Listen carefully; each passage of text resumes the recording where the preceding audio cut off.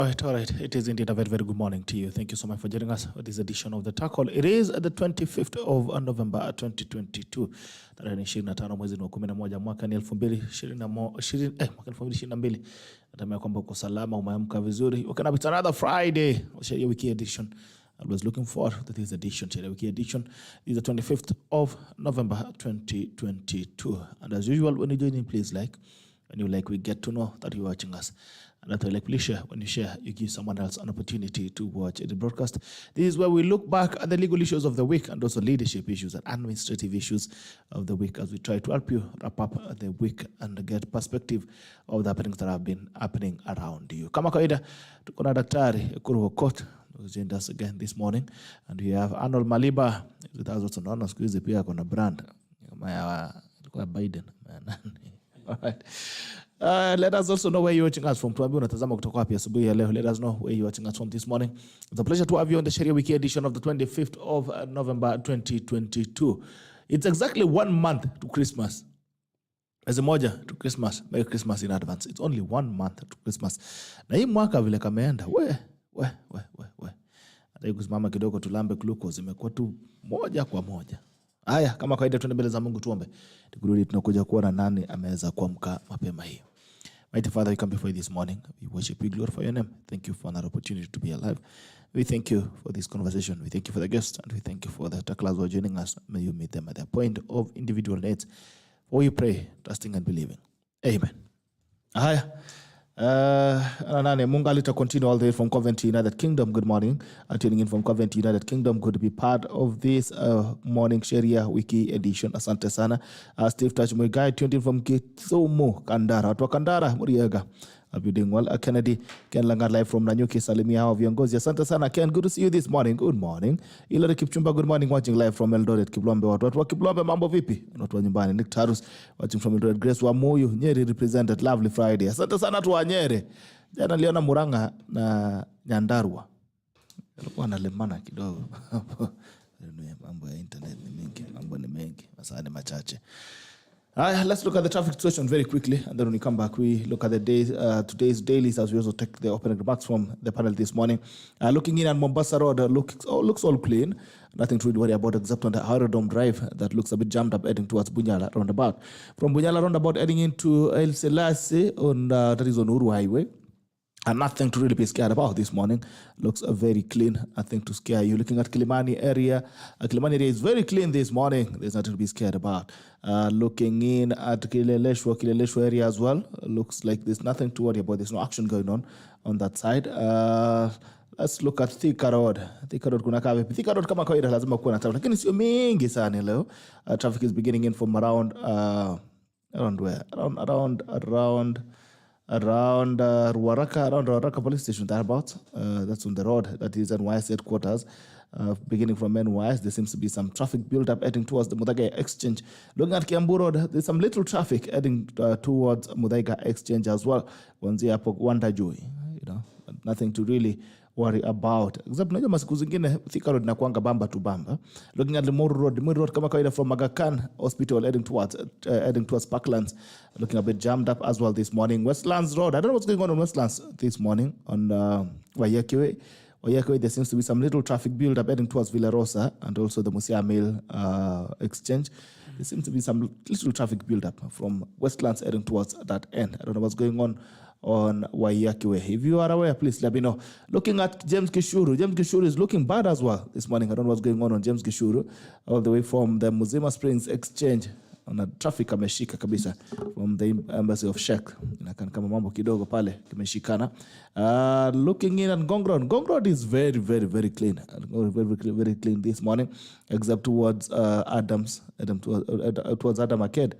Kama kameshikana kidogo from Adams Arcade towards the Prestige Junction or the Prestige Mall. Ndio kuna jam kidogo kameshikana hapo.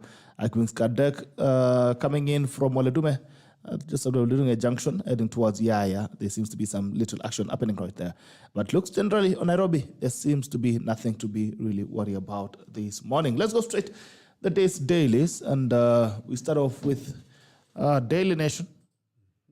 With the Daily Nation, Raila cornered. All right. It was cornered. ila cornered ila deme cornered ila tuangalie Raila cornered main man under siege. I'm trying to get a good sight of what's going on the nation. Let me check it here. Okay. Raila cornered, a man under siege. Governors pledging loyalty to President Ruto. Okay, come on. Secondly, Jubilee plotting fresh pathway from Azimio. Where? Risk of losing 2.2 million Western vote block. Mudavadi had a meeting with the Western leaders this week. This seems to be. So on that note, we talk, even before you proceed, let me just give you another one of our political predictions. Not too long, Raila will be alone. Lazmi will be dead. People are abandoning Raila politically because I think the word on the street is that Raila has done his bit. It's time to fold up and leave. And if he doesn't do it voluntarily in terms of encouraging a successor, as any good leader will do, trust me, the migration out of Azimio, and that's just because of Raila, will be like that image of the children of Israel crossing the Red Sea, the Red Sea into Canaan. So you will see that kind of multitude of people living, and or wild beast of Mara, or wild beast migration from Serengeti, from Mara Triangle to the Serengeti. You will see that kind of image of migration, and it's already starting from governors. You can already hear Mount Kenya is complaining, which was Mount Kenya in a way was also almost the fulcrum at some point of Azimio, or together of course with other regions. So yeah, I mean, I think moral of the story, in my view, politically, is that Raila, I think, now needs to invoke some wisdom in himself and realize that as a leader, there's a time to say, you know what, I have made my contribution. Let me Bitok. Let's go back to our customs and traditions, even as Africans. In the traditional African society, if you look at the community setup, there comes a time when the elderly invoke their wisdom and decide we are now going to sit at maybe what we can describe as the court of wisdom under a tree. And we will allow the younger, vibrant community members to now take charge of the community. That is what is happening in the Azimio camp right now. Okay. And in my view, if Raila does not invoke that wisdom, which I believe he has, he will be left alone. Okay. Because you can see already Western leaders, governors, MPs are already talking to a prime CS. Whatever that means, but it was one of the most lieutenants, fiercest lieutenants of Raila, Wycliffe Oparanya, has come out openly. So I think it's a message to elderly Jacom. It's time to wrap up. Time to be wise and allow succession planning, or declare who your successor is. It is wisdom. As early as now. As early as now. If it doesn't, let me tell you, you watch this space. This is our prediction. Mzee will be left alone. They say where I come from, they say if you hold on ugali too long in your hands, it will go stale. It will start smelling in your hands. So maybe it's time you either hate the ugali or give it to someone else to kula. Uhuru silence, Kalonzo Oparanya pressure for 2027 support. Au vijana wameanza kujitokeza pia wanasema hata sisi back as a Uhuru silence amid implosion coalition fight to save IBC for lack of job opportunities to absorb the allies who failed elections. Arnold, what do you make of this? And was it a scheme all along? Because Jeremiah the other day said, kama bambu ni baba deni yake tulilipa. Tulimaliza. What do you make of this? I think if we've seen the last of Raila or not, largely depends on how President William Ruto manages Mudavadi. Okay. Because already within Kenya Kwanza, there is an emerging feeling that Mudavadi holds a ministry without portfolio. He's the 2G of this particular administration. Only a decorated one, in that, of course, there's a little bit of literature and poetry, the title that he holds.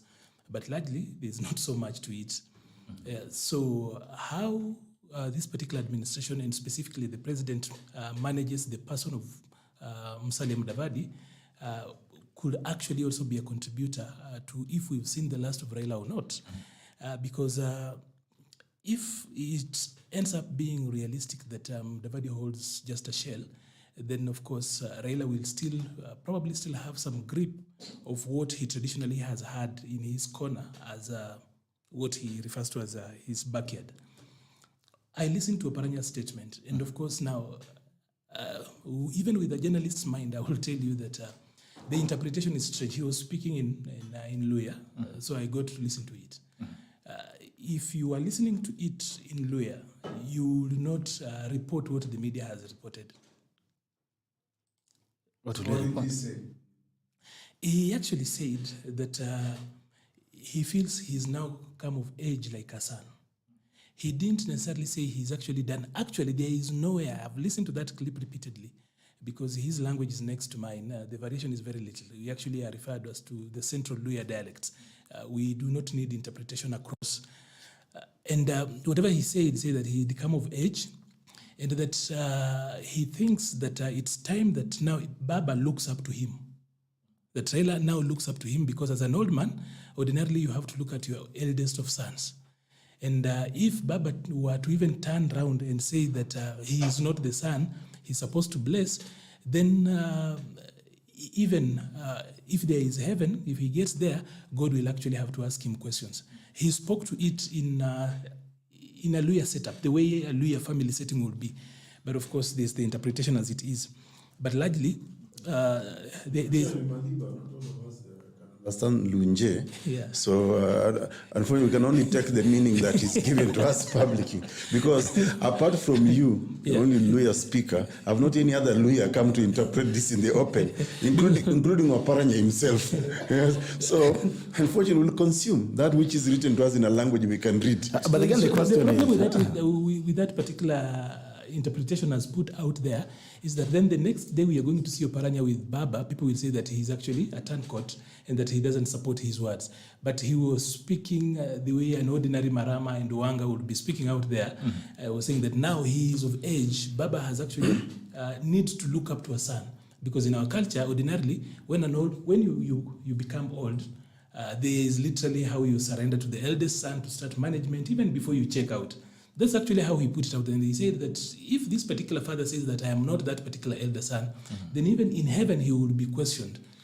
But then again, that comes out very clearly. But he has said without saying. It's not exactly that I am done. Actually, he has said it without saying that, if you don't anoint me because an elder will son, judge you. even though we don't know how many children are there in that family, because then we do not know about their ages or their wherewithal to be able to lead.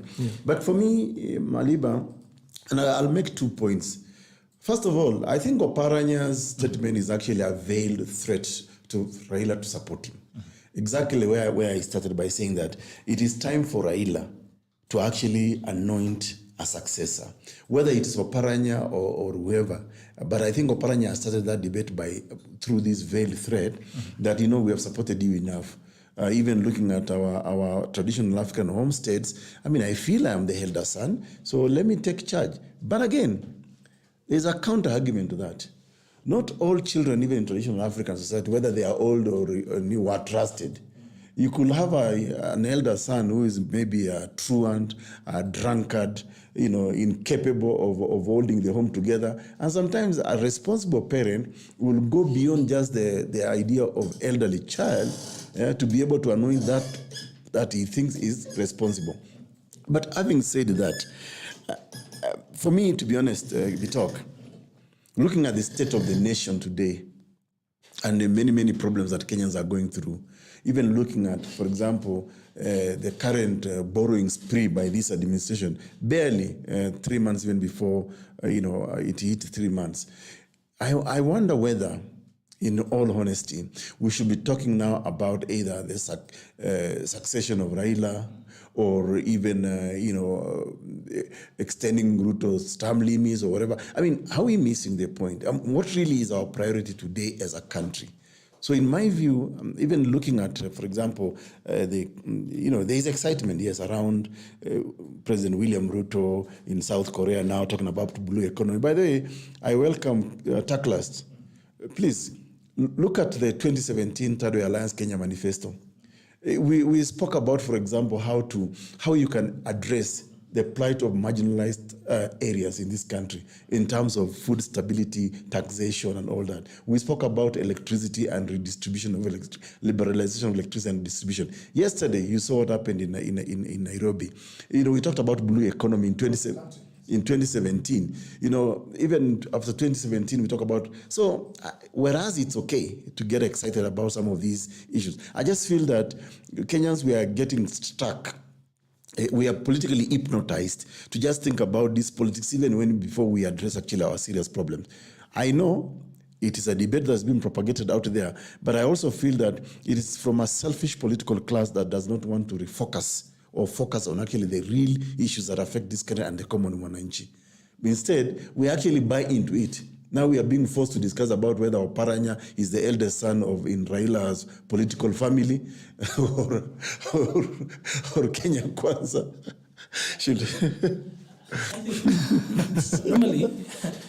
Normally, in the news cycle in this particular country, Monday is referred to as the thin news day. So ordinarily, if you look at newspapers, if you're an ardent reader of newspapers, you'll realize that the Monday newspaper is normally the smallest. Post the August 9th election, and of course the subsequent dramas that followed with the Supreme Court and everything else, we actually are in a news drought. The media, of course, for most of this particular year, had a lot of news all over, being that it was an election year. So number one, the media has not weaned itself off the campaign feelings and the politically leaning news.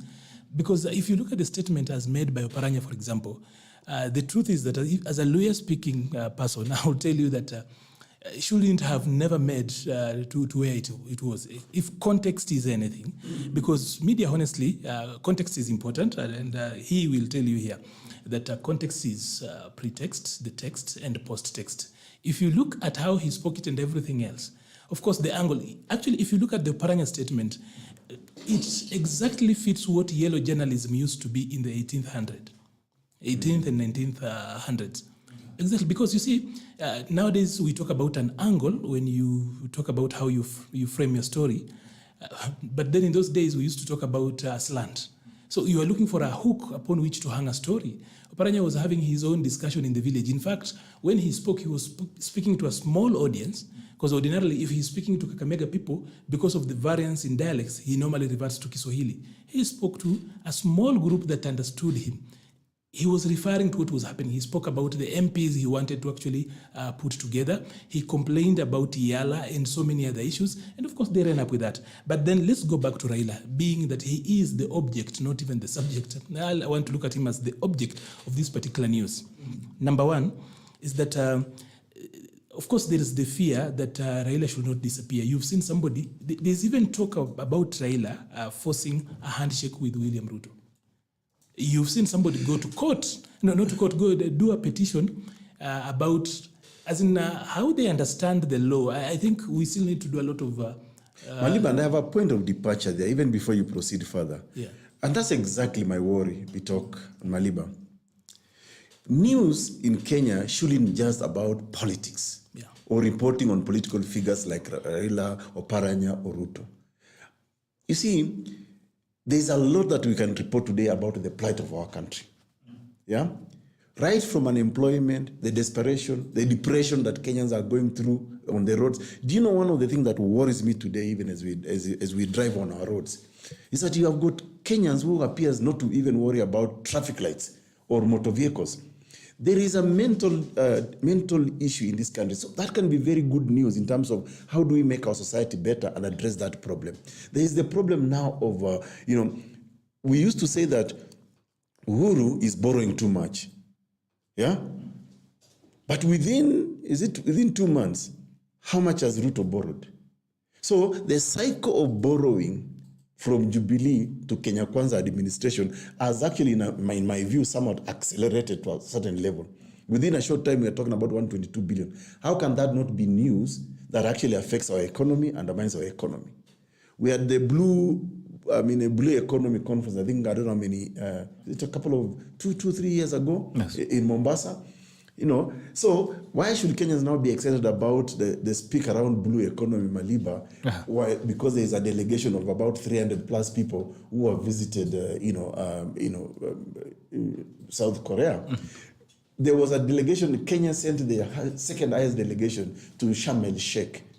368, 358 people. 358. It should be news to us as a country. What is the economic value of that delegation going to Sharm el Sheikh? What has been the cost to you as a taxpayer? Because it's not them who paid for this money. The return on investment. So there's a lot of, Maliba, there's a lot of news we can generate about our society, about to make our society better. It should not be predicated alone on political narratives, political stories of individuals. That for me is my point of departure. And that's why I'm saying, isn't it really too early for us to begin to think about even matter succession? Matters there are bigger problems. Yeah, I think for me it is too early, and we should be talking about this. I would like to see some action from Kindiki Kithure instead of threats. You boys, we are coming for you. If you think you can confront government, wait and see. Skatai, so maybe you can even wear the best military fatigue, but me, I want results. I come from Kapedo, where I've told you many times, the sound of a bullet or a gun is like breakfast, lunch, and dinner. So me, I want to see that nonsense stop. Those are the results I want to see. I don't care what you wear. Hata sisi pia tunaweza kuvaa hiyo military fatigue alafu. Actually, just before he interrupted, I actually wanted to come to that, and I've got about 4 items that I think should actually be given priority. That since that is the headline, as we speak about the headline, the headlines today, I was saying that the media has not weaned itself of the political cycle, or rather season we've just come from, and guys are struggling. That is why they were so quick to speak about the Salah, that MP from forgetting the constituency, and Cherargei talking about extending the term way before they do anything. But then when the president, for example, spoke matter-of-factly about it and said that the issues about term extension and everything else should not be things that we prioritize. He spoke about it in State House. Yes. No one reported about it except those of us who consume news because it informs a lot of what we do. The media was not quick to report about that. The person who actually we thought, and all of us know that was actually the subject that the 2 MPs were trying to serenade with that particular nonsense, spoke about it. No one actually responded to that. So there's so much about people trying to resuscitate Raila's career. But I think that... How do you know it was dead for a time? I do not think... I like the use of the word resuscitate. Because from where I am, I actually hold it that a Raila return to presidency again is one too much. Maliba, even though I know that we've not seen at the risk of again sounding about political prophet, Raila will not run for the presidency in 2027. Can you mark this day, Bitok? So ordinarily, just now then feeding into his point, that as a nation we've got far important things to discuss. Number one, we really need to look at climate and national development. Exactly. Specifically the subject of COP27, right? What was discussed there. Again, as a country, we are this obsessed talking about the people, the delegation we send there. Yet there are ramifications, and there is a critic. If you were to look at this particular talk shop that we call COP, you will then realize that it impacts heavily on how we develop. Let me actually situate that particular debate. Is that Volkswagen, for example, the Volkswagen Group has been competing with Toyota on who is the biggest manufacturer globally every year, they always shift because they own different makes of vehicles. The biggest factory, the Volkswagen's biggest factory, purely runs on coal, 100% in a first world. Oh, okay. When we go out here to this particular talk shop, they tell us that we in Africa who produce, and I'm not actually sure that we actually produce that 4%. We contribute 4% of global warming, or rather the greenhouse gases. That we are supposed to take the weight of the consequences in managing this. Okay.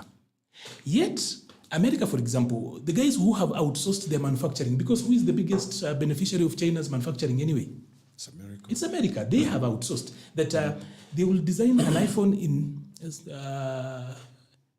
in California, do everything including pilot development and everything else, but then the serial production will be done in China. But then who gets the glory for an iPhone? It's the Americans. It's Americans, yes. It is their product. Everything you look at, in fact, a lot of vehicles that are coming from China today, if you looked at them, it is a partnership between automakers in the US and China, because of the Chinese laws that you cannot come and make anything here and not have local ownership. And then Germany specifically.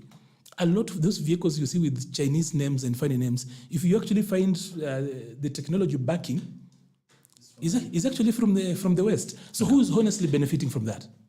It's actually the West. So these are the people, even as you talk about China being the world's biggest polluter, but who is actually benefiting from that pollution? It's the West.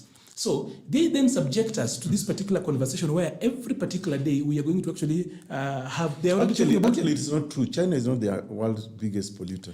I think it's the US, actually. Well, if you look at the US argument, even in their policy papers, they are saying China is the world's biggest polluter. But then let us look at realistically who is the owner of this pollution. When we talk about beneficial ownership, it is the West, and it's specifically the US. So when we get to this talk shop called COP, people are already talking about Dubai next year. It will be in Dubai next. So we need to be people prepared. already, I've seen emails around that, invitations. So start preparing the list for Dubai. They are already going to keep us busy on that particular end. So we have got the raw material. We can't do anything else. This particular talk shop is by the leading polluters telling us, quote unquote, who are doing 4%, not to do anything. So if we want to do nuclear energy, say, no, you guys are not ready. You can't handle that. When we want to use coal, we are told, no, it's so bad, it has got all this. But Germany, as in the home of technology, they are doing that. Everyone is doing around that. So, and you know that reflects on national development in our place. So we will actually be having our leaders, and by then we reduce ourselves to talking about the delegations there, not seeing that these guys are managing us, because they're not doing anything substantive.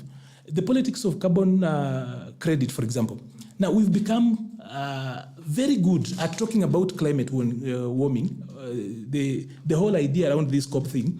We are experts. We have got NGOs that are expertly doing around that and managing our governments, not quote unquote, to contribute to this. But the people who are doing it, who are also funding these guys, are ensuring that we don't move in it. We actually need to look at this particular conversation. For example, this particular event in Sharm el-Sheikh, Egypt, is now over. The only thing we've spoken about as a country and looking at is that small statement that was made by the president, and there was a governor there who could not even, a governor from Ukambani, who could not even do her speech properly. She was talking about, I come from a certain county, and have you people heard about it? You know, sometimes at the international stage, people do not even know what counties are. And so those are things. So climate and how it informs national development. We have got coal in Kitui, for example. Somehow we are having a problem on how we work out that. We've been unable to actually kickstart that. There's oil from where he comes from. No one knows how we are going about it, because somehow people are already talking about how fossil fuels are bad, just when you people have discovered. But they are busy using them and doing, and then of course the green technology and everything else is quite expensive. So that we need to talk about. And like he says, it has never come back. Let me prosecute this so that we actually. So that for me, I think it's something that the newspapers should actually be, or rather the media should actually be giving conversation to, because there's so much to talk about that. And by the way, one of the biggest delegations that went there was not even government, was actually the civil society backed. Those guys will be back here managing government to ensure that we do not do anything that crosses over the other side. So we can't do nuclear energy. We cannot use our coal. But those other guys are also using it. And you know that now, how do we then even produce jobs? How are we going to make jobs? It becomes difficult because these other technologies people are telling us to get into, these other people are still industrialized. They have outsourced their manufacturing elsewhere to Mexico and China and all over the world. It's them who are benefiting. They're the owners of capital. Then we are the owners of pollution. Now, we in Africa, in the global south, are now the owners of the burden. And we are told about carbon credits. You plant how many trees and then you will get, you don't see that money. It's quite, that's why China, I think, have just decided that they will go full blast. So then we can actually meet on the table and discuss. The same way with North Korea. You talk about nuclear proliferation and you do not stop. So we blast a nuclear missile and then we can have a conversation from a place where we are respected. I think I like where this conversation is moving. We are discussing about these global geopolitical ideas, especially in the context of other countries like nuclear energy. Do you know why the rest of the world will not, for example, condone the idea of African country developing nuclear plants and all that? Because of the lackluster leadership that we have in our own context. That's why you will find an African country will send a huge delegation at the expense of the taxpayers' money to go and discuss about ideas that other countries are actually developing. So if African leadership today, I mean, if, for example, the AU met and said, okay, let's first and foremost make Africa the one single market for Africans. Like, for example, the way China has decided deliberately that China is, first of all, a one large market over itself, on its own, even before it comes to Africa, before it goes to Europe, before it goes to America and the rest. But they are already a market on its own. So we are not discussing about how we can, make Africa prosper, but instead we want to discuss about these ideas, these grandiose global ideas that other countries are actually developing. If it is car manufacturing, for example. In the context, I'm happy you brought the question of Volkswagen. You know, for me, again, I go back to the context of how situations or issues are being reported in our country. You know, I wish media in Kenya would have reported that we lost an opportunity to have an assembly plant here in Kenya because of the corruption in our country. And that's why our assembly plant moved to Ethiopia. We lost the opportunity in this country to assemble and actually manufacture what is called the marathon. Because somebody in this country wanted 30% of that intellectual property. Then they moved to Rwanda. Just after 3 days, they met Kagame. Kagame told him, how can I facilitate you? That for me is transformative leadership. So those, in my view, I think in the context of what is being reported out here, I hope you can put together, for example, put up the headline from the Standard, because I want to contextualize what is it that we're actually reporting. Vis-a-vis the problems that we have. You see, you can report, but what is also lacking in the manner in which our media say reports is really lack of an analysis of students that is educative. Like I say, for example, if you look at, for example, the Standard headline, it says something about what? Raila telling Ruto. The Standard headline says, Raila to Ruto, you will not take us back to the dark days. Okay, opposition because of the attempt by Ruto, in my view, to control parliament. But for me, the analysis ought to be... And also to get off the 4 IBC. Exactly, IBC and all that kind of thing. But you see, we're also forgetting one thing. And that's for me where I blame our reporting on the issues in our country. Because it should also be educative to inform the public, oh, you know, this person now who has lost an election is now threatening this person who won an election. But they are forgetting when, after the handshake of 2018... He did exactly that. They took over parliament. Some of the victims were Duale, leader of majority in National Assembly, Murkomen in the Senate, Moses Wetangula, and Moses Kuria himself from the committees and all that. Then on the ABC side, we are forgetting this analysis ought to go beyond and say, even as Raila went to defend these 4 commissioners. But then the analysis ought to be, how did they come into the commission? Remember, actually, how we got the 4. The 4, exactly. The 4 were politically choreographed by by him managing parliament, actually. Let's say the Jubilee handshake administration at that time, by managing parliament, including now even the qualification, the questionable qualification of some of those commissioners. They had been put there for actually a purpose. So for me, even as we report this in the angle, from the angle of politics, but it lacks an analysis to tell us, by the way, same person who was benefiting from this political choreography is now turning around, becoming a chameleon to speak about what's happening today. So I'm not saying it's right for both Kenya Kwanza or Azimio handshake party. But then as a country, there should be honesty in national conversation. And that's for me where I'm saying it's so wrong to predicate our analysis and reporting just on political ideas. And I still go back to the point I made earlier. We have got more serious problems in this, especially now. I don't think now is the time of politics. Yes, politics is there with us, but let's not put too much weight into it, and especially personality politics. Okay. Yeah. So maybe just before we go, and I'm actually building on his point. So there's the issue of public financing. We've seen some very funny realignment. We've gone back to borrowing. Of course, no one is talking about it. Interesting. That money is not free of charge. Of course, it's reported in a way, especially the way government is reporting. It's like we secured. You secured what? As in, what did you secure? As You secured money from getting lost. As in, what does securing mean? Who was threatening it before you secured it? As in, it's simply the way we are reporting loans is that we've come up with a way that we secured 122 billion, we secured 1.8 billion. As in, there's a lot of securing. So what is this we are securing? So after we have secured it, as then how are we going to use it? So public financing, it's a big issue. We really need to speak to it. We've not even had a review of the budget yet. We are talking about a supplementary budget coming in, of course, to reflect Jubilee's manifesto, right? And not Jubilee, Kenya Kwanza's manifesto, right? So even as we do that, Parliament has not really adjusted to sit down. We are still actually forming government, but we are already securing this loan, we are securing this facility, we are securing. We need also actually to report it for what it is. But then something that is interesting, and we're not talking about it, and it's going to inform coming days, is the East African force that is being sent to DRC. If you realize, let me start speaking from home. It's important that we actually have these conversations. We've sent our boy. All on that point, Yeah.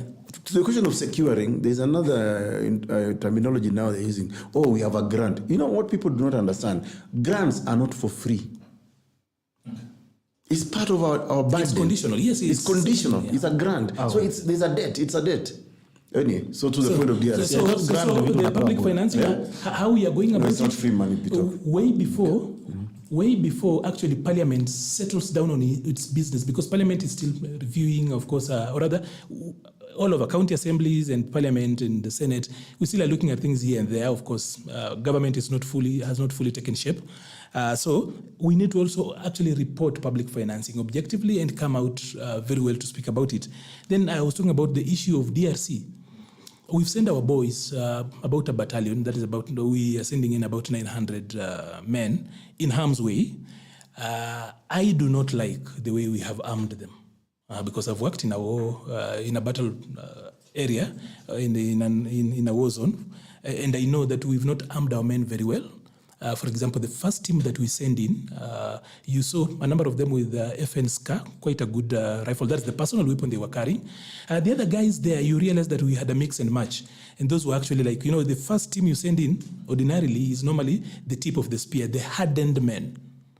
So here we are sending in hardened men. And of course, you saw some other guys slugging around those Bulgarian knockoffs of AK-47. A stopgap measure that we did while we were in Somalia, I think, of course, we lost. There was an attrition of a number of weapons. And then when we brought in those Bulgarian, we never have been, of course, giving our men the Soviet-style weaponry. So those AK-style Bulgarian knockoffs that you see were actually a stopgap measure before we actually rearmed the team, or rather the unit that uses it. So we pick the boys from Gilgit, of course we've sent in there, but that is not even the point. The biggest point here is that we know the politics of M23.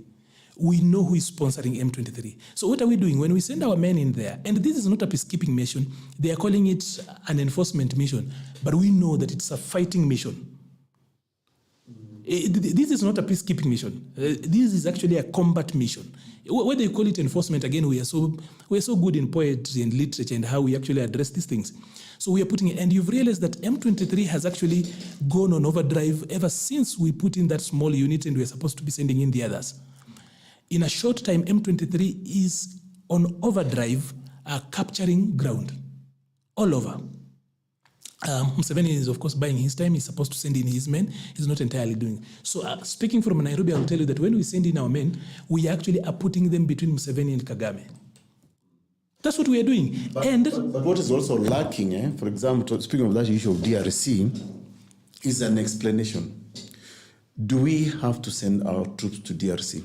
Just like we have said in the past, do we need to send our troops to, say, Somalia? If you look at our own domestic terrorism, it has not really received attention. I mean, it has not received enough attention from our own government.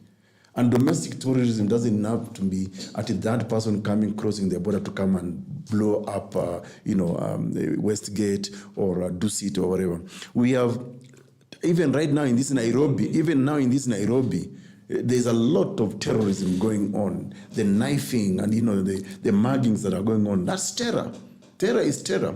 I mean, if you come from the Kenya of the North, the fact that now you have got a CS who is wearing military fatigue, it's indicative. Actually, I'm sorry, but just to cut you, but I looked at it and it's a counterfeit. He needs to come to me. I will actually get him an original one. Anyway, whatever the case is, I think for me, the discussion, in my view, should be elevated to the point where, okay, why is Kenya exporting its own security when there is a lot of internal security? Insecurity. Insecurity, yes, sorry. So even as he addresses that, so for me, I'm looking at, we are putting our boys in harm's way. Number one, we do not have night fighting capability. When we talk about air support, so we put in our men without air support. Because I say that because I've seen and I've followed what has happened in Somalia, and I've worked there. Of course, with other agencies, but not necessarily security agencies from this country. But I'll tell you, so we've put in our guys who are flying blind. I call it flying blind. At the moment, I think only Uganda has got night fighting capability with those Mi-24s that they have. We as a country do not have gunships and everything else. And also, you look at how M23 has been fighting.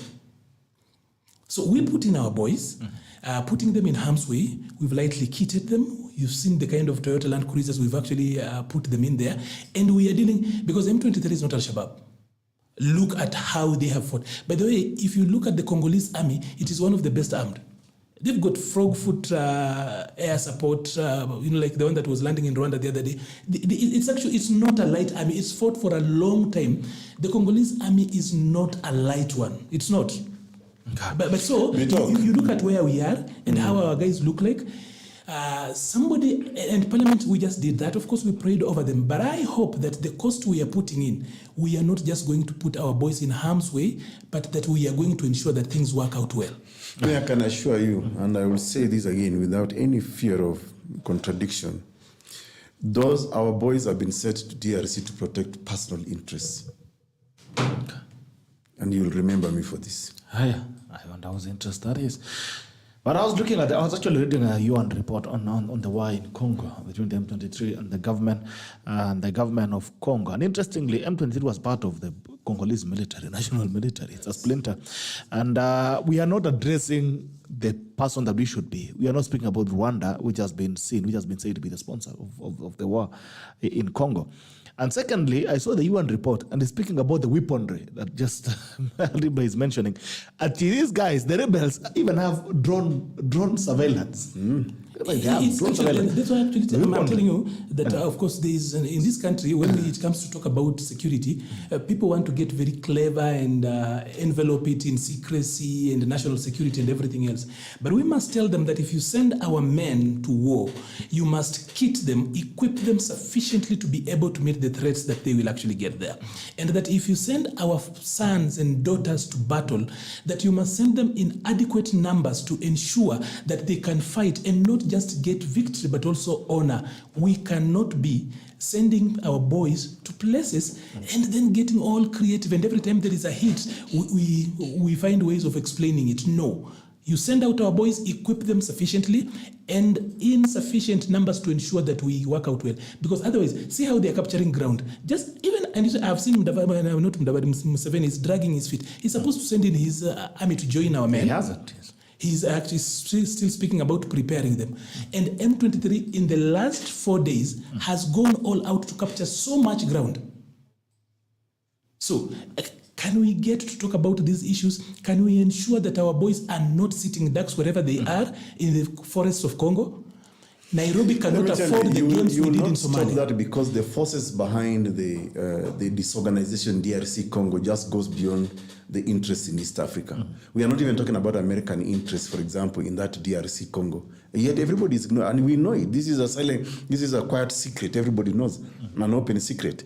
So our boys have been sent there to protect interests, not necessarily to secure DR Congo. And of course, everybody knows that DRC Congo is actually a very mineral resource rich country, and everybody wants to exploit. And it is the story of Africa. Nobody wants to see an African country that stabilizes, that ensures that its people are developed, especially in the other side of the world. They want to exploit Africa as much as they possibly can. If you look at the story of, for example, Western Africa, the ECOWAS narrative, vis-a-vis, for example, its relationship with the Francophone-speaking countries, vis-a-vis their relationship with France. They've actually been held as hostages for the longest time. Now there is a debate around why should our results be in France. That is the context within which really we must discuss all this regional or geopolitics. There is somebody somewhere who is influencing. And what that person is doing is actually taking advantage of our lackluster, fakeless political leadership in our countries that will not put their foot down and say, no, let's look at, first of all, the interest of Kenya. Why should I, as a country, as a president, approve my own security forces to go and secure another country when in my own country there's serious insecurity? If you look at chapter 14, now we have to come back to Sharia Wiki. Yes. If you look at chapter 14 of our constitution, what is called national security, the president of the Republic of Kenya has a duty to actually approach Parliament and tell Parliament, listen, we have insecurity in some parts or in the country. Allow me to use our Kenya Defense Forces internally. We have never seen such, for example, a petition by the presidency to National Assembly, even in the face of, for example, domestic terrorism, as I said earlier. So, for me, it defeats logic that we will be so quick to send our troops, to Somalia, to DRC Congo. I'm not entirely opposed to it. But I'm just saying, okay, what are our priorities? What about us as a country to begin with? The cost analysis. Yeah, what is the cost-benefit analysis to us as a people? Yeah? It's not visible. All right, let's finish up on the newspaper headlines. Looking in at the Star. The Star says, Uhuru to quit as Azimio chair or lose FT packs. Sources say government inquiring if ex-president totally agree. Has resigned from Azimio. Raila vows to fight back as tempers flare at IBC hearing. Now, there's a story of this cop in Isli. It's called Ahmed Rashid. And DPP has approved murder charges again. DPP approves murder charges on Isli's top cop Rashid.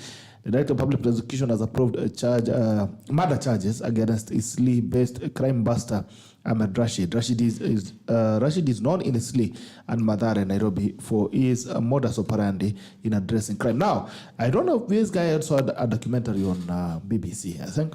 Yes, I think it Investor wants to put up 1,000 acres of Bangi. Inspired by Jacoy. FDR contracts, prop container handling deals in Uhuru era. MP. Looking in as well at Taifa Leo. Taifa Leo inasemaje? Taifa Leo inasema Ruta aokoa Kuria.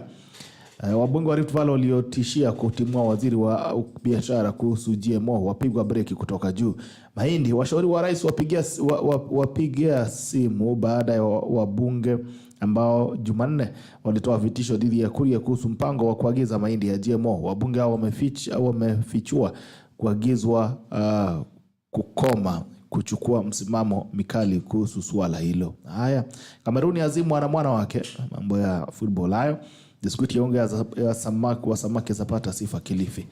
Now, two things there on the Star. One of the most important issues actually on Rashid.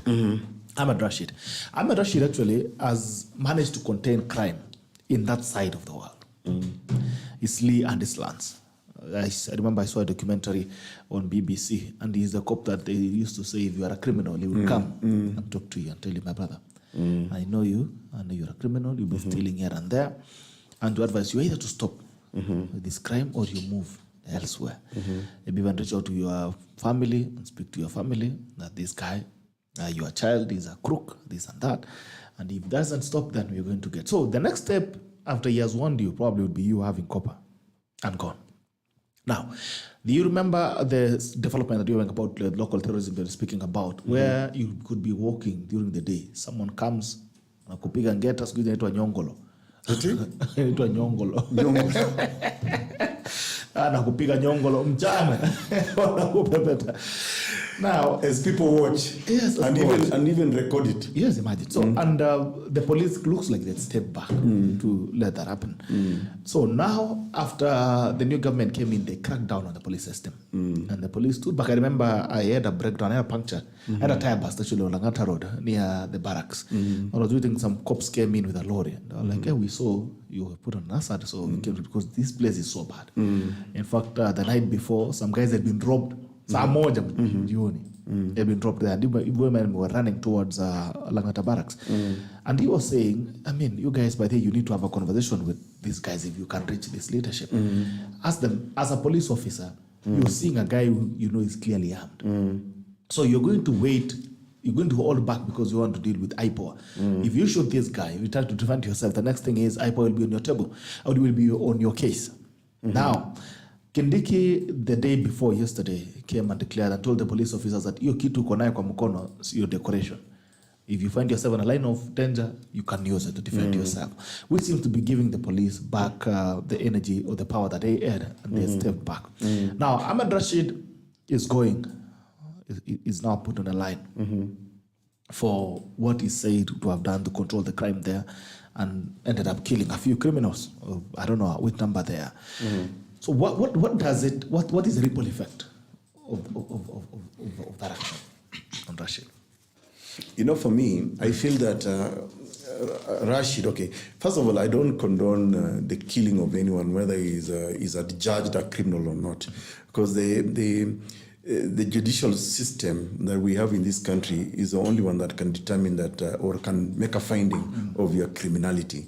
And if you believe that we are a country of the rule of law, and we believe in fair trial, as our constitution say, I think Rashid, not to excuse whatever transgressions he's had, because it's also a fact that we have crooked police officers and whatever. But I think it seems to me that it is convenient, it is PR that to parade not just Rashid, but also the other, remember the SSU and those other cops. But because by the time they were taming these ardent criminals who we knew, who were being publicized, everybody seems to have been happy. And I'm really hoping that it is not just because of a change of administration that now wants to endear itself to the people, but conveniently. I get the feeling it's almost political expediency. I wish, excuse me, I wish really we could see more arrests of criminals than killing them. Because when you say you are a law enforcer, what law are you actually enforcing?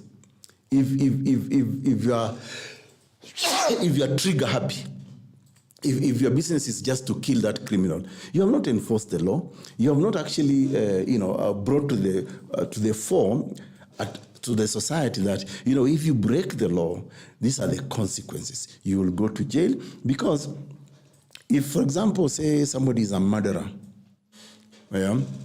our law can actually eventually kill that person, because the sentence is that you will hang by the neck until you die. That's what the penal code says. So I think I don't condone extrajudicial killing, even when you are suing. In fact, because me, as a lawyer, even sometimes when you defend criminal activities, sometimes you want to try and get into the head of the accused, the criminally accused person, and you ask him, okay, why did you commit this crime? You know, and we, I mean, as lawyers, when you study the social foundations of law, law actually is a healing profession. It mends societal differences. So,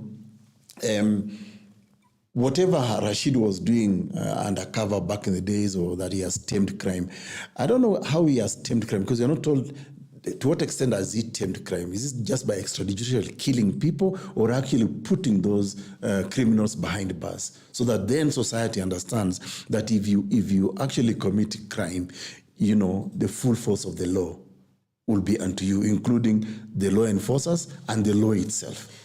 Because the full force of the law is not just the policemen, it's also the people who are actually enforcing the law, and that they can actually effect that arrest and charge you before a court of law, and you go behind bars. Or you hang if you have killed somebody, because that's our law. Okay. Yeah. On it, Arnold, the argument from the police officers is that these are known criminals who have been arrested before, or the jail came back, commit the same crime and all that.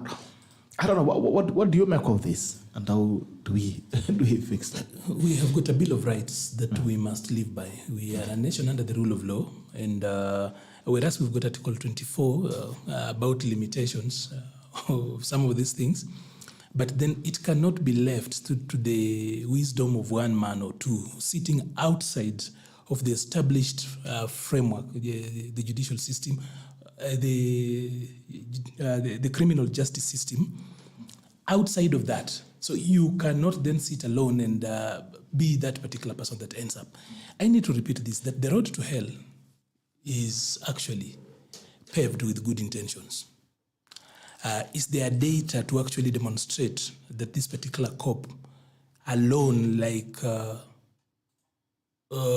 some superhero that we see in movies and children books, one man alone has been able to actually like take care of all that particular issue?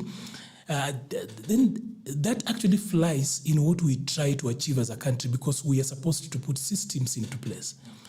So we cannot be talking about personality cults in politics, doing away with that, and even in public service, still come up with a little bit of demigods, personify public service, when it should be systemic, because government has got a perpetual seal, as in it will be there even after him.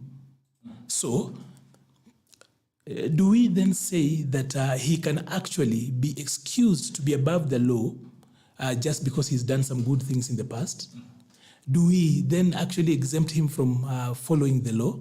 And when DPP actually approves charges against him, that does not mean that he's been found guilty. Of course, because the presumption of innocence is actually a principle in our law. So he is also still innocent until found guilty. So imagine, did he afford the people he took out the same rights that the Constitution is actually giving him? Were they guilty? Or were they innocent until they were found guilty? Or he found them guilty using his own, knowing too well that he is not the judiciary in the first place. So, but then that for me is a very small bit of it. There is this big problem between DCI and the office of DPP. I've had a conversation with a number of, especially the DCI side, and they actually say that there is this superiority context, that the officers in the DPP's office, of course, are guys from law school, and then now the counsel on the other side representing the accused are also lawyers, of course. Most of them are colleagues. They come from the same place. So normally the person they put on trial is the IO, is the investigating officer. When you bring in a case, you actually are put on trial by the officer at the DPP, the prosecutor. He prosecutes you. First of all, you have to prosecute a case to him. That's why I saw somebody trying to come up with a pre-trial court proposal again. I don't know how that is going to work. You actually have been in that particular system for a while. So the guys from DCI will tell you that they have got evidence. It actually works. These are the guys. Sometimes actually the case is actually discussed between the counsel of the accused and the prosecutor. And the investigating officer, the IO, is made to look like he doesn't know anything. They are told, which law school did you go to in Kiganjo? Which law school does DCI have? So you find there are a lot of the ODPP guys, instead of them looking at the DCI guys as colleagues, they're looking down on them. There is a lot of competition, very unhealthy competition. Now it's gotten to a level where this decision to charge, and you will help me here, Dr. Wakili. What happens? Yeah. You see, there is a problem. And I think it's good to admit that there is incompetence both ways, especially in the context of, say, investigation of criminality or crimes in our country. Because normally what the police, actually the first responder, if I could use that word, to crime is actually the police. Okay. And once you are apprehended, every police station has got has got an office called the DCIO. Yeah? Director of Criminal Investigating, Department of Criminal Investigation Officer, in every police station. So an ordinary police officer will arrest. Then once you're arrested, the file is handed over to a DCIO, and they also call the IO, the investigating officer. Now, once they have investigated, they have taken, recorded statements, then they prefer a charge. They propose actually a charge. Now, that file, what is called the police file, is sent over to DPP, Director of Public Prosecution. It is then assigned to a state council. The state council then analyzes the investigation, the report from the police, and the proposed charge. Then they consent to the charging of that person. So the file is taken back to DCI. DCI then now confirms the charge, and normally the police file will go with a report from a report with a report from the DPP. Now from the DPP, now confirming that yes, we have looked at the file, we have looked at the evidence. This is the charge we will prefer, or they will confirm what the police, for example, has preferred. Sometimes the police maybe will charge you of murder or manslaughter or whatever. And depending on the veracity of the decision. Now, what I don't understand, this is what I'm saying, there's a problem both ways. So a person is now charged in court, actually arraigned in court, to take what's called plea. But what shocks me, Maliba, is when, for example, the DPP will be the first person to make an application to say, we need more time to conclude investigation.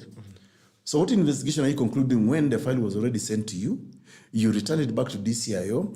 Before you arraign, you approve that charge. Before you arraign that person in court, it means you will have already concluded your investigation. And that's the only way you could have saved judicial time and address crime. Because then it begins now to drag. Oh, we need 14 days. You see the application. You need 7 days. You need 14 days to conclude an investigation. That's why I'm saying I think there is a degree of incompetence both ways. Either somebody is not taking their job seriously at DPP, or somebody at DCI is not taking their job seriously. And that is the awkward moment many times you find an IO being paraded there by DPP, being asked questions, but you wonder, we worked together on this file. If there are any issues to be thrashed, we could have even had back end. We could have had a conference and agree, okay, we think these are the gray areas. Because once we're in court, we are ready to take IO and the DPP should be on the same side. Yes, should be building from the same way before we get to court, there's this challenge, and that is where the biggest problem is. Something these guys are calling, DPP is calling the decision to charge. In so many ways, it's turning out to be like workers nolle prosequi. The decision to charge is that the DPP is going to look at the charges as preferred. And DCI is actually arguing that our courts are so robust that if evidence is nonsense, because the evidence law remains supreme, and the rules of evidence still stand out there, that is, if evidence is nonsense, the courts will actually throw the case out. But now, DPP have actually come up with their own pre-trial chamber outside of what the law actually thinks of, or rather what the law actually sets in place, and they are calling it the decision to charge. I don't know how that is actually, how you define that, because a lot of times the decision to charge turns out to be what in the old constitution Wako used to run, the nolle prosequi thing, the decision, I'm not willing to proceed. So, as in at any particular time, the DPP decides even when DCI still feels that this case should proceed even as we build on. So they've come up in a way that, and you see, is it, Wakili, is it a requirement that all cases must end up with a conviction? Not necessarily. Because that is what DPP is arguing. They're saying that we are taking a lot of cases in court They're and not then we being are not convicted. getting conviction. Why are we using this particular criminal justice system? It's so that we actually, the word justice in that particular phrase is not silent. Is that so that even the accused can have their day, because we do a lot of damage to them. Let me give you an example. This is actually a statement that could actually cause a lot of problems elsewhere, but I'll tell you this. You have got a case against a sitting deputy president now on corruption. DCI have gone out, found their own evidence and everything else. They have presented it. DPP decides to withdraw that case. It's not prosecuted. I'll tell you what it has done. You are doing a lot of damage to this particular regime, because in the minds of the public, because it's also part and parcel of this particular justice system, you cannot exclude because people deep inside are saying this one was pulled back because he was in power.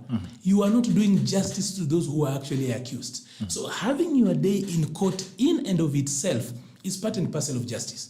So these arguments that we are going, You know, Within conviction. you know the definition of justice, Maliba and Bitok, and to the tacklers, goes just beyond the idea Conviction. of you being convicted or even being acquitted.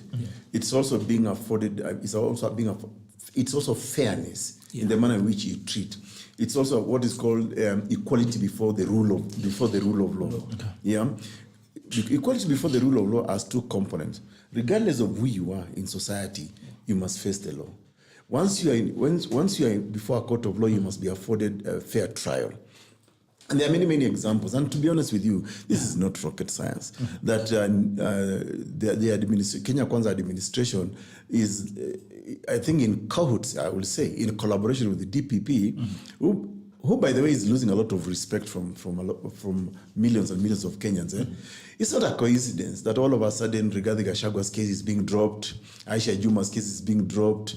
We are not hearing anymore about Barasa, who I think was widely reported to have killed somebody. Mithika Linturi himself even admitted that he has 26 cases before him.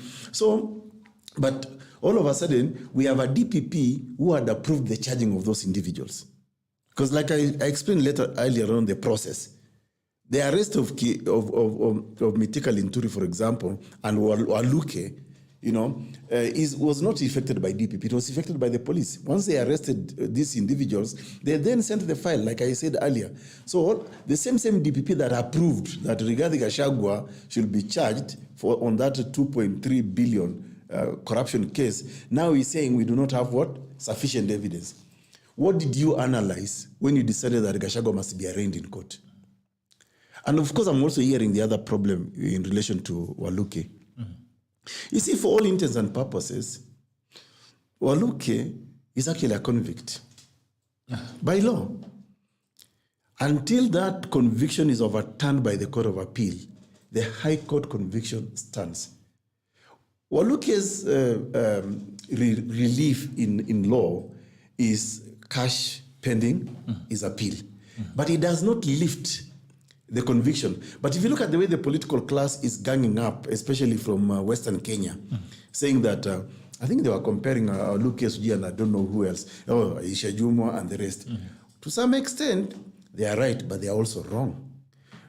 Me committing a crime as EKURU AUKOT, I should not be now treated like Bitok, who may have committed another crime.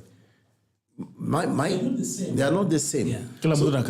Exactly. Yeah. So for me, it's wrong. But that's because this has been brought about by an very weak institution. And in this particular case, I'm not shy to say DPP has turned out to be a very weak institution. And to be honest with you, it needs some radical reform. Okay. And I will not be surprised, in my view, and I hope Amin Abdallah is listening to us. I think I should see the DCI actually protest the action of DPP because they're the ones who do the donkey work. They're the ones who do the dirty work. They do the heavy lifting. Yeah. Then when you go to DPP as an IO, you are put on trial. I've actually, Is it possible? I've actually I've tried to book a show with Amin. After all, I talked You to him. should. You should ask him these He's questions. traveling today on Friday, so we expect to have him next week. so- And even before you get back to you, Arnold, I still want to remind you about Monio Cluster. Monio Cluster is giving it a 20 gata na Monio Cluster. Monio Cluster, 20 gata na Monio Cluster. You get the best deals on electronics, from phones and TVs. Now we're having an offer running in on TVs, and you can get your Cynics 32 Smart Android TV at now 14,500 Kenya shillings only, down from 17,500. Go to monocluster.com, www.monocluster.com, and get to place your order. You click it and you have it. This is what we're telling you, that at Monocluster, you only pay after delivery. You don't have to pay before delivery. You pay after delivery. Mzigo inakuja, unaangalia, unawasha TV, unaona mpira inapepetwa vizuri kata, alafu unasema basi, naweza lipia sasa.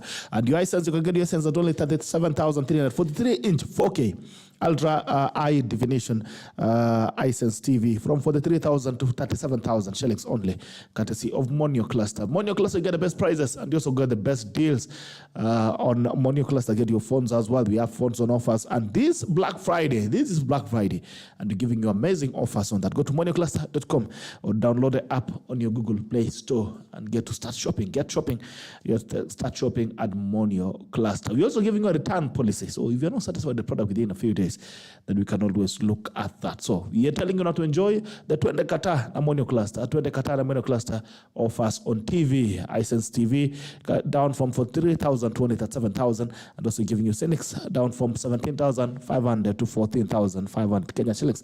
That's what you get to save at Monio Cluster. Delivery is also free. Just put your order, and we'll be right there on your door.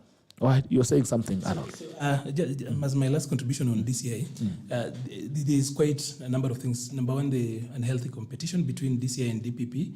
There is that feeling by guys in DPP that they are superior to the people at DPP. So you end up putting IOs on trial. That particular bit of it needs to be worked out.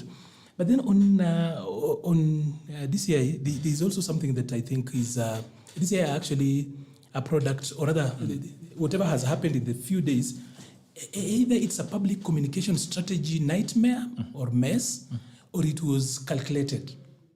Because let me ask this: if Aisha's case, Linturi's case, the DP's case, what other case was dropped? Baraza's case is still active; it's not been dropped. So, if all those cases were maliciously prosecuted, can we then ask how many other cases, for example, have been maliciously prosecuted, for example, and people are already in jail, for example? If that is a sample that we need to talk to, we need to refer to. I'm asking that so that then we flip this question and ask this way. If it was you or I or EKURU and any other person, would they get a similar treatment? Of course not. And you see, you raised a very important question there around malicious prosecution. Do you know, if anybody who is maliciously prosecuted actually has a right to sue the state for compensation. And many people have sued before. Yeah. And do you know what that means in terms of monetary value? The burden. The burden to the taxpayer. So, in fact, of course, Linturi, Aisha Juma, Rigathi Gachagua, and all those people can sue the state. They can sue the state, but I know they will never sue the state. They will not sue the state because they will be suing themselves since they are in government. You know, the reason they will not sue the state because trust me, Dennis Itumbi was serving this administration and he sued and he got compensation. They have brokered a deal. That is the truth for the matter. That these people have just brokered a deal because you cannot tell us, you cannot treat us this shenanigan for almost like how many years, you know, because of the other old administration. And we all know, I mean, come on, again, it's not rocket science, Maliba. We know that these people are actually associated with the deputy president, I mean, the then deputy president, William Ruto, who were told in the public sphere that he had broken ranks with his boss, Uhuru Kenyatta, who had taken over his political brother, Raila Odinga, to his side, who was literally deputizing, Uhuru Kenyatta.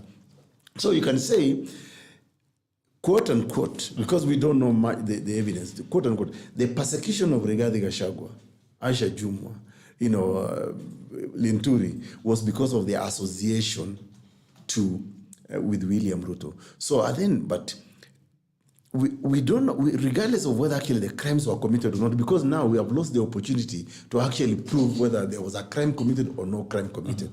Was it then political persecution of this individual because of their political association?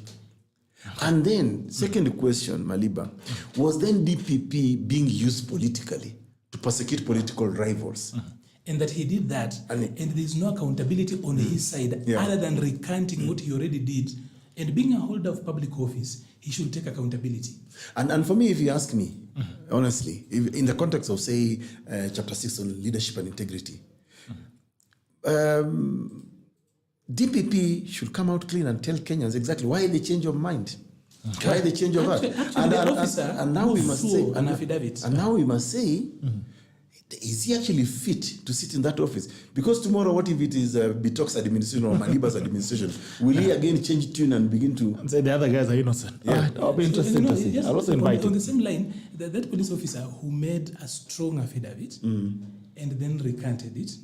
If you look at ESCC's tool when you are doing clearing, one of those things is that you should not have given evidence on oath, for example, or provided to the public misleading information. False information. How can that officer, for example, continue to serve when he knows what he did, whether it was under duress or not? Because who justifies? You cannot eat your cake and have it. So that DPP and some officers at DCI can actually put out certain information, including going to a court of law, to the shrine of justice, and then coming back and saying that that wasn't true. And what is apparently clear is that there is obviously intimidation of these officers, whether it's DCI, whether DPP or not. But there's also another offense that police officer committed, perjury. Yeah. You cannot swear an affidavit on oath and then recant it. All right. Okay. I think next week we'll start with either DPP or we start with DCI. We have them here on the panel, one of the two. We grill one. You should look for either of them. You just should tell them that Kenyans want answers. All right. But about Bang, I just wanted to read you something that the Business Week reports that New York, a farmer who does a farm that does Bang or cannabis, they have got 750 million worth of weed, and they have nowhere to sell. So for those people who are pushing their stories about weed being the black gold or the green gold, you could easily be in the same category with aloe vera, quail eggs, and a lot of... Should we introduce them to Wajakoya? I think Wajakoya had a market for... These are Americans, and there is a glut of weed already in the US. So there's a supply. This weed business is so much of snake oil. Don't buy it. All right, finally, we here to speak. I think we need to get a final perspective on this GMO conversation. The rage continues. People are still fighting. The Mix for Rift Valley, they had a press conference on Tuesday, and they said, Moses Kuria, we will impeach you if you import this maize. But the maize now already at the dock. And the president has come in defense of Moses Kuria. Let's have a final perspective on this GMO conversation. I know we had your stand last week. I also want to know what Arnold thinks about it, and also whether you've changed your mind or not. Arnold, what do you think about this GMO debate? I think we're not having a very open conversation around the GMO debate, first of all, because the food we currently now consider as staple food, especially for the larger part of this country, is not even native from Africa. Maize originates in South America. It came to Africa about 500 years ago when the Portuguese first arrived here. As late as 100 years ago, a number of our ancestors had never tasted maize. For a lot of these people, they do not have an original name for maize. I don't know whether there is an original name for maize in Turkana, but ours is a cooked up word from Kiswahili. So we need to have an open conversation around GMO, because the maize we are planting in Rift Valley, for example, we are planting hybrid. When we start talking about GMOs and genetically engineered and modified and altered and everything else, what is the threshold? What then can actually be looked at as truly GMO and this one is not? What is hybrid, for example? Did we inherit those seeds from our ancestors? Were our ancestors, even, well, Bitok, you come from Rift Valley, were your ancestors planting maize? They were busy taking care of their cattle, for example. At the risk of, you sound like you want to justify GMOs. Eh? No, I just want us to actually have an open conversation. But I think you mentioning 500 years ago. No, that's a long time frame ago before we started talking about GMOs. The genetically modification of organisms, because that's what it means. And so the difference is this. You see, for example, in Europe, that has banned, in most part of Europe, that has actually banned GMOs in its markets. Whenever there is a GMO product, there is sufficient information of how that GMO found itself in the market, including, for example, if you are selling it in a pack, it will have information including the source itself. Now, what we are consuming in Africa lacks that basic information. Okay? And the truth for the matter is this. You've seen, for example, say, mahindi coming from the USA, from the United States of America. A lot of the GMOs, for example, that is grown in America is actually to feed animals, farasi, nini, ng'ombe, and the rest, not for human consumption. And even if it's for human consumption, it's very limited to certain products. Now, why is GMO in Africa or in Kenya only discussed in the context of maize? Why not vegetables? Why not other things? No, actually, even wheat. But even, whatever. Great. But the predominant conversation about GMOs is more about maize and during relief time. Now, the other thing that is not coming out clear, and this is where I fault our leadership or even our scientists. By the way, GMOs are very controversial. And with controversy, it means there are untruths and maybe there are half-truths. The closest a GMO report or a study has come to sanitize GMO, they are funded mainly by those global corporations, especially American corporations. They are sponsored.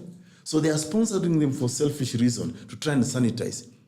That is the closest GMOs have come to being sanitized. Otherwise, so you still disagree on the GMO? No, I disagree. I needed to actually say this, that to put this in context, I do not think that so far all of us are actually free of GMOs. There was a time when we were brought yellow maize and so funny food earlier on when some of us, I think, were either not born or a few of us had been born. A little bit born. Yes, so we've continuously gotten food coming from backgrounds where GMOs are actually planted. So you want to say you've been having GMO without approval? Without government approval? I think the first problem we have as a country is that we've not been very bold to actually put in place a GMO policy. Okay. Under Kibaki's government, they revived that. We attempted to work that out, and then somehow that particular policy was parked. Calro has been working on this particular process. But then the biggest politics around GMO are actually threefold. Number one, it's about the ownership of seeds, because you will hear about the Monsantos and the global control, because GMOs are normally patented. For the larger part of the world, they are patented. So you cannot plant your own seeds. Somebody can sue you. So the control around seeds has been an issue. Okay. Number two, for the 30 years that GMOs have actually been consumed actively around the world, is that so far there is not a problem actually that has been reported on the health of animals and people. But the biggest problem is the control, the ownership of seeds, that somebody owns that particular seed. So you are going to depend on them. Two, there is the building of pesticides into the genome of those particular plants so that then they can resist pests and others. Others actually demand a certain type of pesticide. Then, of course, people are saying that we do not have sufficient data as of now to actually see if they will have impact in the long run. Then, of course, so when we speak about that from that particular end, can we, for example, have our own capacity? Do we have capacity to alter the current plants and improve them? We've been improving our breeds, right? Have we been using witchcraft or prayers to improve whether it is seeds or breeds? What do we do? Of course, the argument will be that GMOs per se, we're talking about the alteration and the engineering deep inside the genome. But then when you are improving this breed, doesn't it also speak to the gene, for example? It does. So whatever we look at, number one. So you are pro? I am not pro. I am we need to have this particular conversation. Just the way I said here, that I am not opposed to Salah and Cherargei having a conversation about extension of the term, because the Constitution even gives them the freedom to actually exercise conscience and speak whatever they want to do. But I think, is it even wise? So do we have a policy that is robust? That has it been subjected to public participation? But even as we speak, let me just tell you this. I have seen that Calro, for example, has released a number of potatoes, I think, potato breeds that they had modified and they couldn't go to be produced. I think cassava and a number of, I think 6, 7 things that they've already put out there. So even as we have this particular conversation, I think I'll go back to his point that the media is not paying proper attention.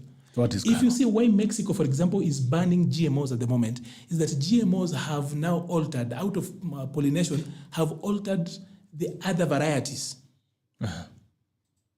So they are messing them up. So there are different reasons why guys are doing that. So do we have a policy to deal with that? Are we ready for it? And for example, in this country, the problem has been that every time people introduce a policy, there's always a hidden agenda. That hidden agenda is what really we need to look out for, especially when it comes to what we are consuming. All right. Okay, your tackle of the day. Last point on that, you've forgotten a very, very important component also around GMOs debate. It is a north-south argument. That who are the targeted markets? You know, the targeted market is normally, those developing or underdeveloped countries as the consumers of that product. And of course, it comes with also these what are called transnational corporations, who are actually pushing this agenda for profiteering, through the problems of the South, the monopoly. And of course, the other angle to it, which we really must debate, why are African countries, in this context, let me talk about African countries, so lackluster in developing their own agricultural, base and power, and yet want always to rely on these, donations and GMOs. Because even as we speak about GMOs right now, Maliba in Kenya, there's reports that are showing, and maybe Bitoke, you can confirm or deny this. There's reports showing that the farmers in Kitale or Wasingisho, Trans Nzoia area have had a bumper harvest. Why are we not buying their produce and using it? Because we are only told it's about 4 million Kenyans who are actually the risk of starving to death. Are we saying that we cannot feed 4 million Kenyans, even if we were to work with our own farmers here in Kenya, and government must be able to buy that maize at a reasonable price because we know how they are being produced? And if there is a shortage, already there are reports showing that Tanzania is holding a lot of maize, but does not want to sell to Kenya. So for me, I begin to even question the relationship between us East Africans. Why can't East African countries come for the other, come through for the other? Uganda is very agricultural and all this. So we have not even exhausted our own solutions. Options. Options. Okay. So, but we are quick to rush. And now I'm very, very suspicious, Bitok. Even before the dust settles on this question of GMOs, we are already told that there's a ship that docked. When did this ship start sailing? We know that sailing in the high seas is not a one-day affair. When did they start coming? Okay. And where did they leave? All right, you give us a tackle of the day. I think this GMO. I just wanted to actually respond to the maize issue. For the first time, I have had somebody speak, or rather MPs, leaders, speak to something that we've always suspected. That there are maize cartels in Rift Valley who hoard maize until the prices go up and the government government comes in and then mops up the money. They pick maize from other farmers, hoard the maize, and then buy politicians to come out and speak. I saw Kimani Chungwa speak about that. I saw another MP from Rift Valley speak about it, that the cartels in Rift Valley who are mopping up maize from farmers and then hoarding the maize and forcing government to buy it from them at exorbitant prices should also release the maize to the market so that we allow prices to actually, the problem of hunger that we have at the moment is not that there is no food in this country. There is a glut in Nyandarua. There is a bumper harvest in Rift Valley, for example. Other places, actually, people have got sufficient food. You saw people in Nyandarua saying that, for example, if the government sent here lorries and just collected from us a few of these things that we are throwing away, it will save lives in some of the neighboring areas. So there is the element to that. Two, the ship that he's talking about is actually, I've heard it say that it's an import from Mozambique to Kenya by the World Food Program. that is coming in. So of course there's the discussion about WFP, for example, had moved on into some sections in this country where they were no longer doing direct substance or other food stuff contribution. They had moved on to cash transfer. And in other places they're doing hybrid. So there's a lot of mix-up. So, but then as usual, like I said, in this country, once there is a public policy that is coming up and there is a lot of discussion around it, there's always mischief. There's always an underhand. Let me have a burning question, even as we do, if you want me to do it with my tackle of the day. Tackle of the day, please. I actually have a burning question. When will the World Food Programme stop feeding citizens of independent nations or countries? When will this end? Because these UN agencies, whereas they are very important during emergencies, but it seems to me that the continuous presence of World Food Programs and others is actually a continuation, a creation of a permanent state of emergency in these countries. You know, and we have condoned it. We have allowed it. We have allowed governments to go into slumber and not come up with sound economic policy or agricultural or food security policies for their countries. But instead, we're actually passing this back to, relief food by all definitions. Unless it's really an emergency, a tsunami as it. But a continuous relief food supply is actually dehumanizing. All right. Okay. But you see, those days have to be sustainable. My tackle of the day will be that we can no longer continue talking about sovereignty as a nation when we cannot meet the basic needs of our people. Absolutely. That we cannot, for example, feed ourselves.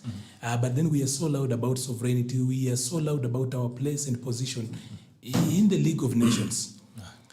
I think my tackle of the day is that William Ruto is an agriculturalist. If there is anything he can serve us as a nation. He's a botanist, is it? Well, it's in the same region. But plants.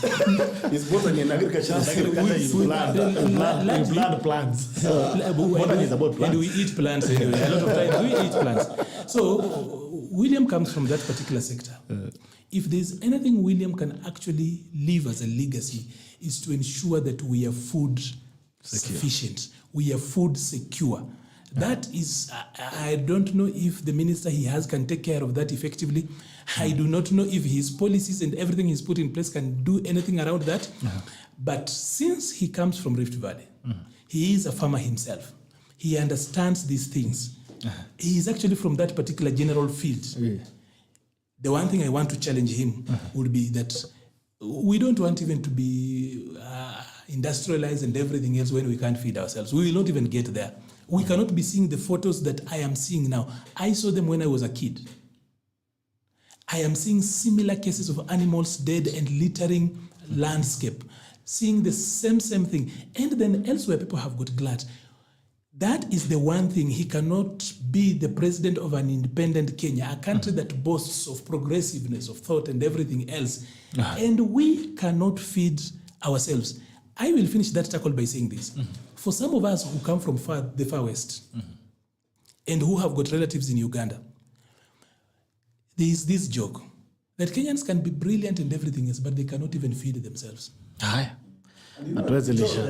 We need to stop this discussion about food production with reference to only Rift Valley, Sujiwa Singishu. Everyone should be. You know, with the hindsight on technology, 21st century, we can grow food anywhere, including greenhouses even in Turkana, Mandera, Wajir. So maybe we should take this debate outside, just looking at a small area as the food basket. Yeah, the whole country can be a food basket. Right, Bolgibiego, I'm opposed to GMO not because of health reasons, but because of patent rights. We need to do our own research and come up with our own ways of doing things. There's our dependence on what is killing us, and that is what is killing us. Rosemary Kabugi, good to see you. Good morning to you. Hope you're doing well. Kiptovik, good morning. Hope you're doing well as well. Ben K, good morning. Jambo Yusuf, asante sana. Amesema fee structure inaleta shida. Next year, by the way, saying fee itaenda juu. Good morning, Gerald Bitok, tuning from Chezen and Contractors Office, the home of affordable housing. Good to see you, my brother. And I'm also glad you travel safe. Charlie Kitaka, our president to be educating us. Thanks EKURU, son of our soil. David Ngeti, morning GB watching from Yaya. David Ngeti, glad to see Arnold back and Mr. President continue to educate us. Articles now from the UK. Good morning. Gerald, London, UK is cold and wet, but salamu kwako kutoka huku. Asante sana. Thank you so much for always tuning in. You're making sure that you're always tuned in and being part of us. Without you, that call could never be. Monocluster. Monocluster, beautiful offers right there. Go to www.monocluster.com and get to check out the beautiful offers that we have today on the Black Friday. You could get a TV for yourself, a Hisense TV for the 3-inch full HD at only that 7,300 shillings, down from 43,000 Kenya shillings. You get to save some quite a good amount of money right there. You get your Cynics at only 17, that should be 10, coming down from 16,000 to 15,000. You can get your offers right there at Monocluster. Go to www.monocluster.com or download the app on your Google Play Store. Alafu basi, you can get your offers running. This has been the Sharia Wiki edition of the 25th of November 2022. Cynics 32-inch smart Android TV, down from 17,500 to 14,500 Kenya shillings. That is your Monocluster. It has been the Sharia Wiki edition with Dr. EKURU AUKOT and Arnold Maliba. And when we talk about Sharia Wiki, we get to look back at the happenings of the week, legal and administrative, and to give you an insight of the things that happened. We also do unabii, yeah, and EKURU has already given us unabii. Alianza na unabii, anamalizanga na lakini alianza nayo leo. Kama Arnold pia ataanza kuwa nabii pole out of association. See you again on Monday. Until then, take care and cheers. So on Sunday, we're coming in with men only, and we get to discuss the issues that affect men, the conversations that surround them. Yeah? On Sunday or Monday? Sunday. Why men only? We only talk about men alone. I think Mwanaume akona shida. Boy child. Is in trouble. boy child repairs. Hata anavaa marinda. There's actually a video that is, I don't know if it's trending, but I saw it, of some lady who really violently was destroying computers, laptops, and then he was molesting the man. And so the question then was, supposing that was a woman, supposing that the opposite was happening. The guy was the one with the You could hear, I'm sure, a lot of lamentation. And, but we are quiet because... But we are quiet because now it's a woman really violating a man. Violent and even destroying property, actually. Very sad. And actually saying, my dad will pay this. I don't know what she was saying, those nonsense. But it wasn't Kenyan. It wasn't Kenya. But anyway, a man anyway is a man somewhere.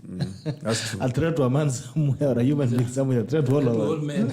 Like hata nikilima na madam hapa, Arnold. Watu wa America wezi nyamaza kwa sababu si America. We have to speak on the issues because it informs. And but that is how we perpetuate and perpetrate patriarchy. As in, there's just a way, as in, when a man is beaten, we remember the current speaker, there was word that he had been taught a little fear of God by madam at home, and we made fun about it. Yeah. So you see, so then we are teaching the boy child to be violent, to be domineering and everything else, and then we are still telling the girls. But see, now the paradox is this. One of the person who was mocking Moses Wetangula was President Ruto.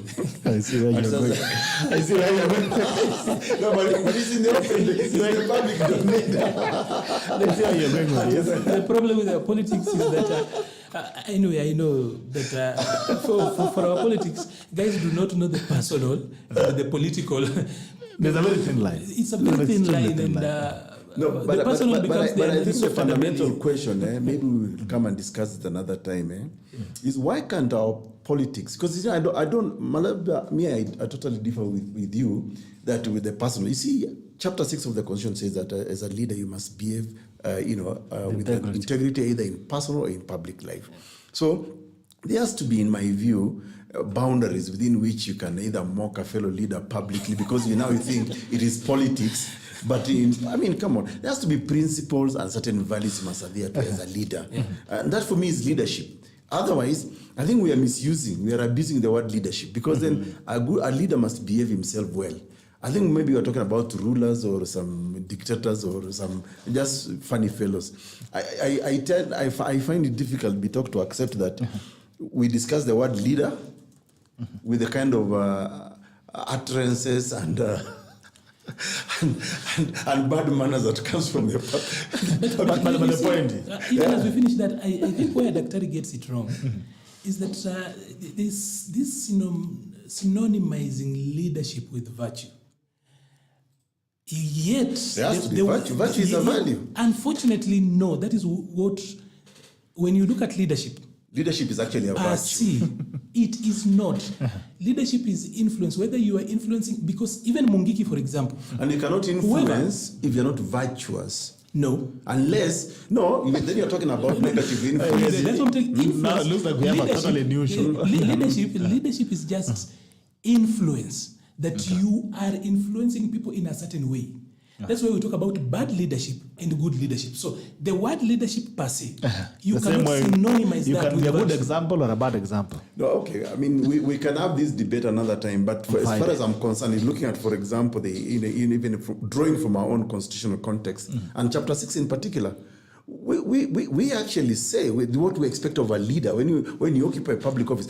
That can only mean one thing. You must be virtuous, must be a person of value, must be a person of principles. We are not saying that there is no proviso in chapter 6 of our constitution to say, oh, there could be bad leaders. You define the leadership. No, it is the people of Kenya, because remember, this is a social contract. When the people of Kenya talked about leadership and integrity, they meant the good. That is the spirit. That's what I'm saying. That is the spirit and the letter. They did not say that if we talk about leader. It is a good debate for Friday. It is a very good debate for Friday. I think we should come and discuss. Yes, but what do we mean by leadership in our context? Yes, leadership in our context. Yeah. To mind you, that's it. So the issues of boy child is an urgent issue that needs to be addressed. So we'll be doing the men only every Sunday evening. You get to look at the issues, Raphael. Give us one or two. What is banning? The issues of boy child. Number one, kwanza. Wanaume wameanza kuvaa marinda sana. Kuvaa marinda. Sina yoga.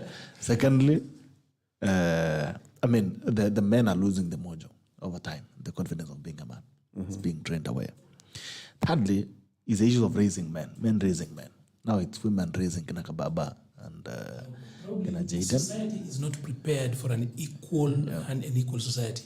Yeah. Because what men have been doing, now that a few women are doing it, now we are already talking about an imbalance, and men have been taking care of women, right? Yeah. When women take care of men, now that is news. But we're talking about an equal society. You don't get it. Where taking care of means what? Because even women take care of us in certain aspects, just like we are. But like now, for example, I mean, just to end this debate, you see, when I look at the situation in Meru, looking at Kawira, when I look at Kawira, Mwangaza, I think, to be honest with you, okay, let me sound a bit unpopular now. I feel that at face value, because we don't know the full story, I feel that guys are being unfair to Kawira. The first gentleman. And of course, the first gentleman. And let me draw parallel quickly. Every day, even right now, go to social media. You see reports of either the first daughter, first lady, Mama Rachel, Bishop Dorcas Rigathi, doing this, doing that. What is wrong with the first gentleman of Meru, being by the side of his wife? The same way Rachel Ruto is now accompanying Mzee to Seoul, South Korea. The same way Dorcas is supporting Rigathi Gachagua. If there are any other nuances, let them come up to the fore. But the blanket condemnation of Kawira because the husband is supporting her and encouraging her should be seen in the same way the first lady is supporting the president and the deputy president. Equality now. All spouses are equal. In that case, I see boy child in Meru. Actually, even Maendeleo ya Wanaume, for example, has not issued a statement in support of Baichu. We cannot. The boy child is suffering in Meru, and no one is saying anything. As a Maendeleo ya Wanaume. But Maliba, I also think there's a cultural shock in Meru, which they're not saying, by the way. There's a cultural shock. I think the truth for the matter is there are some communities in this country that are so paternalistic and patriarchal that they don't understand the change. That they thought of a woman now being their governor. I think it's shocking. And the man not helping them to bring her down. And the man following the woman everywhere. Me and Arnold are in a forum where now they are calling them the twerking couple. Yeah. The twerking couple. All right, it's been a pleasure having you. As Wakili Aukot said last week, JKURU had already come up with seedlings that can be used in the country. I agree, we need to expand the so-called food basket to include the entire country. Imagine a country like Israel that does not have much land as enough food, even to share with other countries. Sembuza Sisi, actually, the soil in Israel was picked from, I think, Kasarani, it's in Nyayo Stadium, and taken there for planting. All right. They say scientists now shows that the entire Turkana land Is arable. All right. Yeah. All right. Thank you so much. It's been a pleasure having you. We continue the discussion now on leadership. No, on Friday we focus on leadership. What is leadership in our Okay, context? we need to demystify this Yes, one. on Friday we crack it down on the Sharia Wiki. Until then, this is a tackle. It ends now. Bye bye and take care. See you.